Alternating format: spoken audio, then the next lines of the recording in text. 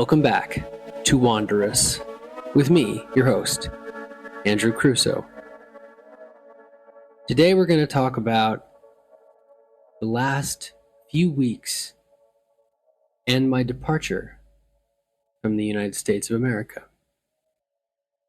Now, I had been thinking about going to Europe for a really long time. And all of these cooperative components, all of these things seem to just come together. The other thing about this show to keep in mind is it's very minimally edited.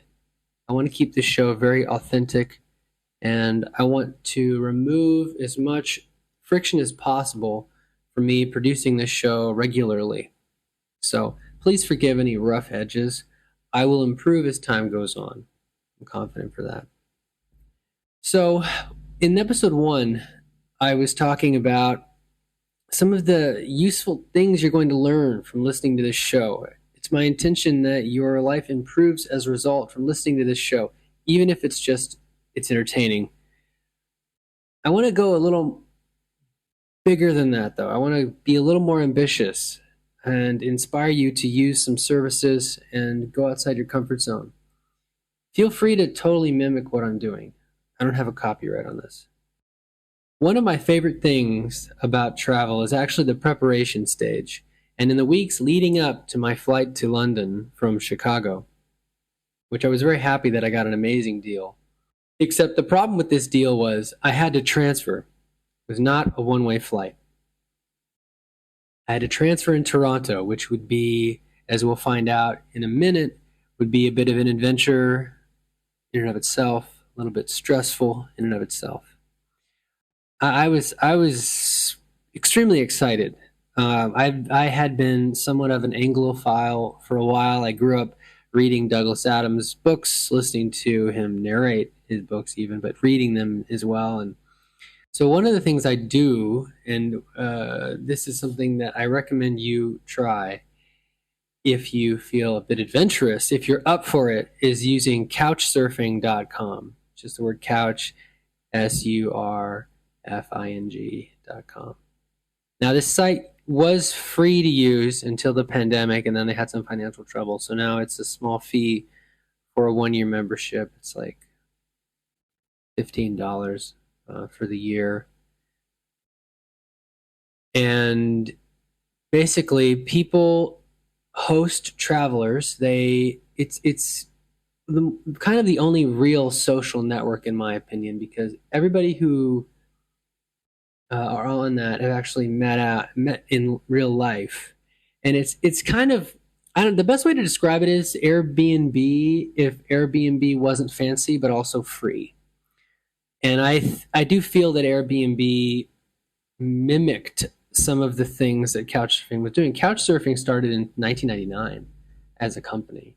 And it was a nonprofit for a while, and it was a B corporation, and now it's an LLC, I believe, or maybe a C. It doesn't matter. It used to be nonprofit, now it's not. Everybody thinks it was better when it was nonprofit, yada yada yada. But it's still very, very, very useful, and it's a community of millions and millions and millions and millions of people around the world. There are over 100 countries represented, and basically you look at someone's profile and you look at their references, what real people have written about them, what it's like to stay at their place. Sometimes you crash on a couch. More often these days, you actually have, like, you stay in an inflatable mattress, or you stay in a whole guest room for free.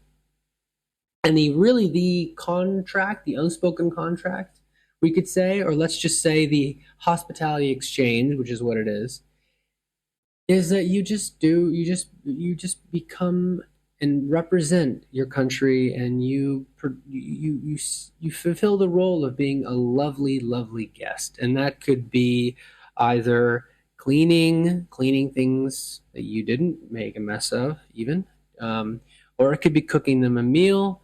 I would say the average stay is probably 3 nights. There have been people who've stayed for over a week, and hosts I have in the past, if I feel really comfortable. So if you're traveling on a budget like I do, using Couchsurfing very quickly pays for itself. But even more importantly, some of the most generous and wonderful people I've ever met in my life, including lifelong friends, I have originally met via Couchsurfing. It's a really, really special community. And it's all based on references. It's all based on a trust network. So I've used it like over 100 times in my life. And I can talk more about my early experiences using that if you want in future episodes of this show. I'm happy to go into what it was like the first time I used it way back in 2007. I actually used it. Where did I use it first? I think it was in Minneapolis, Minnesota. And then the second time I used it was in Dallas because I went down there for a Polyphonic Spree concert, which was quite an experience, which I can talk about that, way later on. But right now we're focused on Europe and my experience there. Of course, I would be landing in London, more precisely Gatwick. Gatwick is, 40 kilometers south, 30 miles south of London itself. Train, it's a $9 train to get up. Not too bad. More expensive than Japan, but a nice, it was a lovely train ride. I remember sitting across, well, I'm getting ahead of myself. The preparation was important for this. I really wanted to see Stonehenge. Now I thought I would start, as I said in episode 1, I thought I would start in England because it would be less of an adjustment and I could adapt to the time zone. I could adapt to, just new money, dealing with, visas, all of these new things. I was like, even though my big goal was France, I thought I would be pretty culture shocked if I went right from living in Hawaii all the way to France, being in France for the first time, not being a French speaker, having a few words here and there, even though a relative, a distant relative, my great uncle is going to be there. I don't know this guy. And, I wasn't really sure what to expect. So I thought, well, it's a relatively cheap flight. And England is basically on the way to France if you're already in America. So I started in England and I did so much research, of course, getting the train apps. There's a tube map app, which is good to find on the app stores. And I found a host in a town called Swindon, which I don't necessarily recommend. It's a bit of a depressed place, to be honest. I got a depressed vibe when I was there. I do want to be clear. I'm going to be pretty real on this show. I don't want to sugarcoat things. If I thought that a place was underwhelming, if I thought a place wasn't interesting or impressive, even though other people say differently, I'm going to be honest with you. I don't want to be a dick about it, but I'm going to be honest with you. And I accepted, I didn't accept. He accepted, luckily. I sent some requests to people in Swindon because it was, the thing about Stonehenge is there isn't really much nearby. There really isn't that many even public transit options that go. And Swindon had a bus that went down. It was like the gold number 5 or whatever they called it. And it was a nice Indian couple. And I was like, let's go for it. And I set up a couple of hosts in London, of course. And there was a funny little thing that came up before I even left around Couchsurfing. And this is a request that my host made. And I just have to mention this because it's kind of quirky. And it was something that sort of foreshadowed some economic quirks of the world that I observed later on about supply and demand and shipping and duties and all these fun things that we're going to talk about. My host, who had hosted many people and a trustworthy person, like when you look at someone's profile and you can look at their profiles and you can see all their photos and people upload photos and write about themselves, and it's a trust network. And people verify. You can get verified. You verify your name and your address. Couchsurfing.com. You pay to get verified. So it's quite safe, in my opinion. at least as safe as staying in a random Airbnb in Bali. At least safe, maybe even more so, depending on how many reviews / references someone has, right? So he asked me if I could bring a micro SD card with me to Swindon. Now I was sort of in between. I was actually visiting my family at the time. I was visiting my brother and my parents, staying with them in Wisconsin, and I was doing all this research and setting everything up. And because I hadn't seen them since the pandemic, I hadn't seen them, which is I said we were going to talk about shame. I felt a bit ashamed about that, and what could I say, right? The pandemic was crazy, and it's not cheap to fly from Hawaii all the way to Wisconsin. But it ended up being perfect timing. It ended up flowing together really, really well. And at first, me and my host, I had a miscommunication. I was like, "What are you like? So you're gonna?" But I mean, no one's ever asked me to buy something for them before, and he was like, "No, no, no, no, no, no, no. I will pay for it. You just need to. I can ship it to you. You just need to bring it to me." Now, I'm gonna be totally honest with you. Uh, I can be a little bit. I can be a little bit protective of my personal information and where my family lives and things like that. Like where my parents live. I don't necessarily, and I don't recommend that you either give out your address to someone, even if they're verified on Couchsurfing.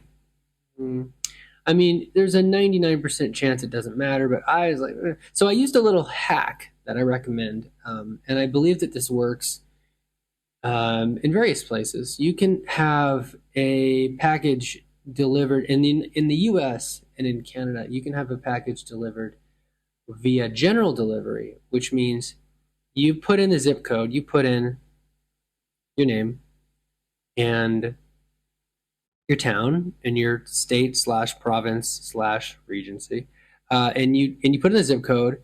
But you write, instead of an address, instead of a house number and street name, you write general delivery. And what that does is instructs the local post office to just hold it in their office. This is a really useful trick, especially if you're moving and you know you may not be able to receive mail I did this when I moved back to Hawaii as well. You may not be able to receive, I ship my Vitamix via general delivery to Keau, which is a town south of Hilo. You may not be able to receive mail at the time, and a post office will usually be able to hold it for, I think, up to 10 days, at least a week. And I was like, yeah, well, I'm going to do that. I'm going to have this SD card just held at the local post office, which is, a couple miles. I'm going to use miles for things that happen in America because that's what they use there. But everything outside of America, I won't. I'll endeavor to stay consistent. And I was like, okay, I hope it arrives in time. It's all you, man. I'm not, you want to do that? I mean, if it arrives in time, I'll put it in my pack. It's a tiny SD card, right? It's small. It's the size of like 4 postage stamps or whatever. And apparently Amazon.com had a much cheaper price for this thing. It was a 256 gigabyte card. Not a small thing. It was a lot of storage for an SD card, fair amount at the time in 2022. It's a lot of storage. That was bigger than most cell phones in terms of storage, more storage than the average cell phone around, even the average iPhone. The average iPhone maybe had half at the time, half of that, 128. So I just need to pack it pretty light, and I started to realize that, wow, it really does depend on what country you're in. I ended up getting to use several different Amazons around the world. I like Amazon India, actually. Amazon India has some fun features that we'll get to.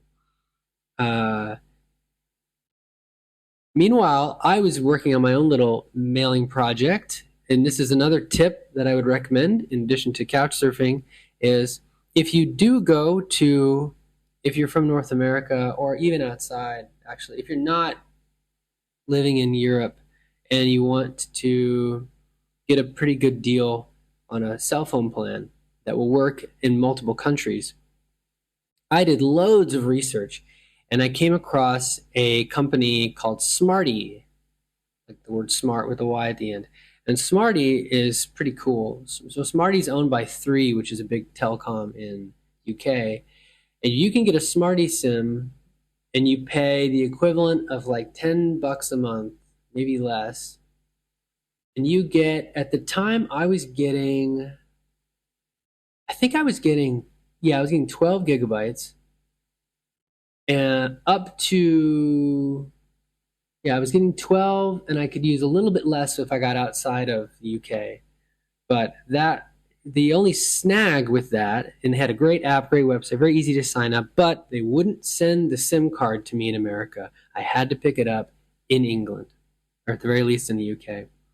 So I had it shipped to, shipment's important when you're traveling.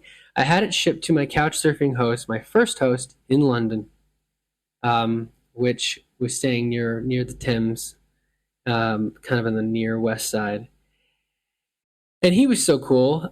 He was from Argentina, and we'll get to him. But he sent me a little photo of when it arrived, which was very cool of him to confirm that it was there. The only problem would be that when I arrived, I wouldn't have any data at all once I got off the flight until I got to his place. So I had to really know my route and know where I'm going. I'm going to be in London, complex, global city, never been there before. Obviously don't know the roads, don't know the layout, don't really know how the trains work. I can do some research, but I don't, the details of it. I learned later you actually can tap your credit card on the turnstiles. They have a RFID chip thing you can use, but it's better to get a card, which we'll also talk about. It's better to get one of these Clipper cards. It's not called Clipper. What's it called? I'll look it up for the next episode. And because then you're able to be refunded easier, and it's more easy to deal with certain issues that could come up. But I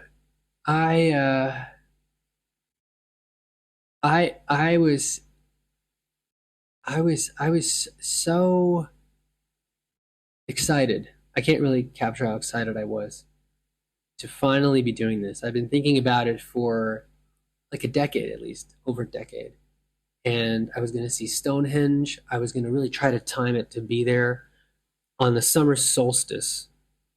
The whole bit, and there was tentatively going to be a gathering there. There was going to be a gathering there of someone I knew, but it ended up not happening. But it didn't matter.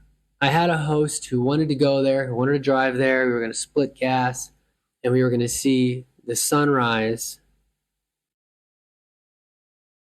at Stonehenge on the longest day of the year, the first sunrise of the summer. And in the northern latitudes, that's really, really significant. That's a very long day, depending on how far north you are.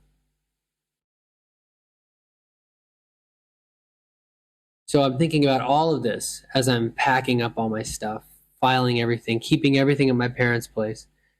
Because after all, what was the point of maintaining an apartment if I didn't know how long I'd be traveling? So as I said in episode 1, I sold most of my stuff. I sold the few pieces of furniture that I had. I was really committing to this. I really felt in my gut this was the right thing to do. It was kind of odd packing everything, to be honest. I even came across my therapist's notes. I took a picture of them too. I came across my therapist's notes from when I had a concussion. This huge stack, you have to keep so much documentation, especially for insurance reasons. And you have to fill it all out. Apparently I had responded well to treatment. but I cannot recall any details of any of our conversations anymore. Probably because I had a concussion. So, with my blue feather safely packed away in my files, because I did find another blue feather after losing the one that I found originally. Found another one. If you've read 10,000 Hours in Paradise, you know the significance of the blue feather. With everything packed away in safely packed boxes, my dad drove me 2.5 hours to the Chicago airport. Got there. Of course, I was nervous. I had to fill out the Fly Canada app to be able to have a transit visa to be in Canada. I thought that was kind of weird. It didn't charge me anything, but I had to like fill out, yes, I've had a COVID vaccine. Yes, I've done this, yada, yada, yada. And I actually was very pleasantly surprised by WestJet. Well, I was pleasantly surprised by WestJet, and once I got on the big plane, and I was pleasantly surprised by O'Hare Chicago Airport. They actually had a vegan burger, so I'm vegan if you don't know. And I was able to get an Impossible Burger at Burger King, which I felt was like the way of the future. I get into this little biplane that doesn't even have, it's not even a jet, it's just propellers. Barely shove my Osprey pack into the top, miracle, and rush. We finally get into Toronto, and we were just rushing like crazy to get through security because for some crazy reason, and maybe someone can tell me in the comments, I had to pass through security again, even though all my stuff had been, and I didn't check a bag. It might have been faster if I had. It was cheaper if I didn't.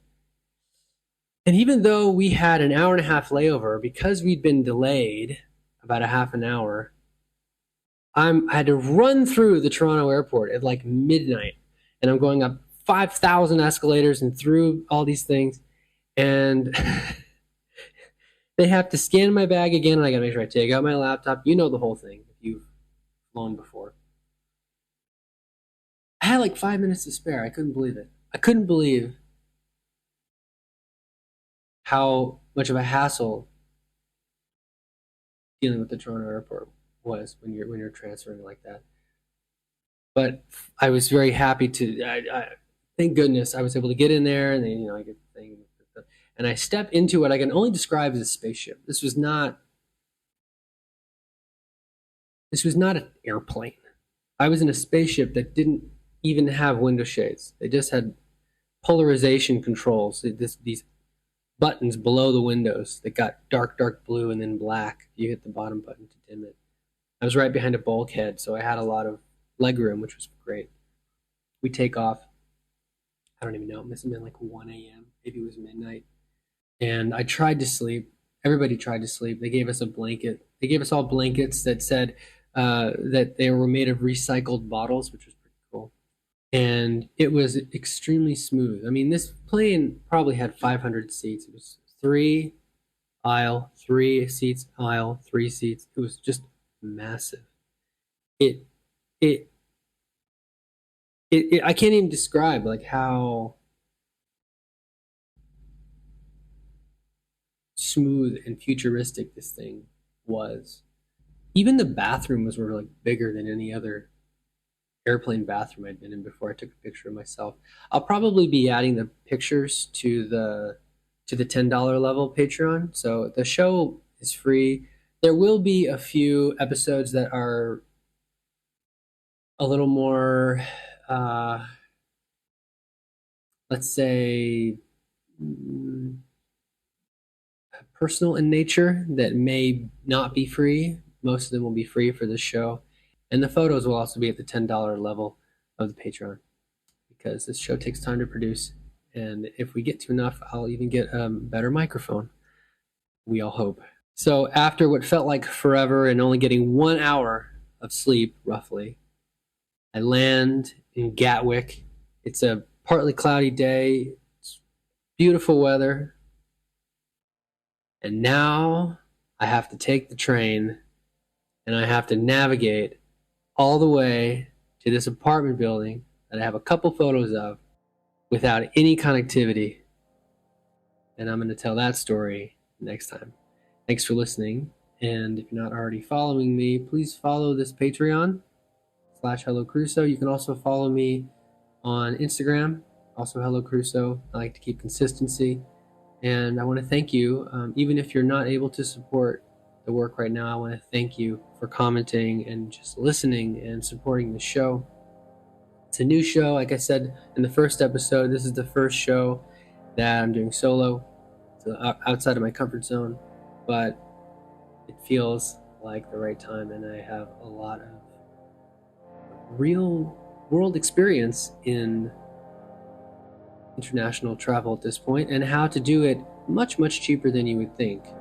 There are a lot of, I hate to say the word tricks, but there are a lot of tricks and mindset shifts and life hacks. I also hate that term. There are techniques and advice I can give you that will, if you listen to this whole show, will probably save you hundreds and hundreds and hundreds of whatever money you owe, euros or dollars, or rupiah, or rupees, or what's the other good one? The yen. Save the yen for the children.